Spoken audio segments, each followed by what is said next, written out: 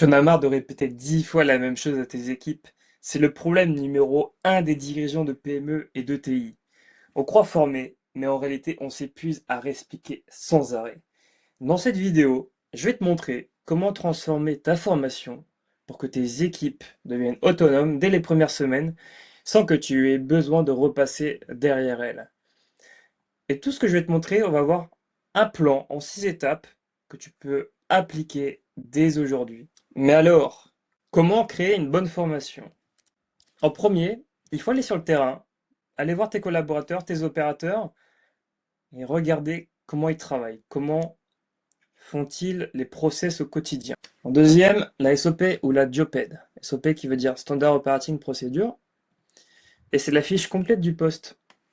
Donc concrètement, dans cette fiche, c'est comment tenir un poste de A à Z.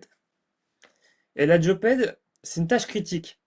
Une tâche critique, c'est une tâche qui te rapporte beaucoup d'argent, et si tu la loupes, c'est le chaos. Troisième, ça va être un questionnaire. Si tu veux évaluer que tes formations sont pertinentes, tu vas devoir utiliser un système de notation. Et en quatrième, tu dois centraliser toutes tes formations dans une base. J'ai encore beaucoup trop d'entreprises qui utilisent du papier ou même des classeurs pour ranger leurs formations. Ça, je peux te dire, faut pas vraiment le faire, quoi. Et après, comme logiciel que tu peux utiliser, ça va être soit du Outline ou même du Notion. Là-dessus, tu marques ta question. Par exemple, comment tenir son poste de cariste ou de manutentionnaire, et ça va te sortir toutes les formations associées.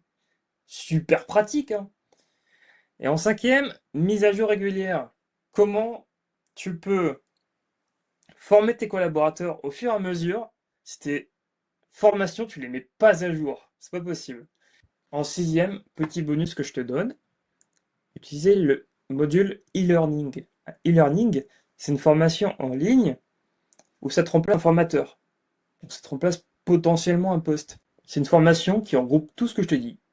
Donc, potentiellement, tu as ta SOP ici, ton questionnaire, et la personne, en fait, c'est un parcours. Donc, elle suit la formation qui dure, par exemple, 1h30 ou même 2 heures. À la fin, tu mets un questionnaire, et voilà, la personne, elle est déjà formée. Donc maintenant, peut-être mettre un mentor pour surveiller quand même, et tu as un collaborateur opérationnel. Et après, ça va être utilisé sous forme de vidéo. Les gens sous forme de vidéo, ils comprennent mieux parce qu'il y a plus de pédagogie et tu montres les actions à faire. Tu peux utiliser Loom où là, le logiciel regroupe tous les standards, toutes les tâches, tous les process.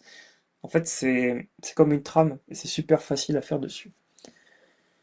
Si tu veux aller plus loin maintenant, je t'ai mis le lien du process offert en description YouTube.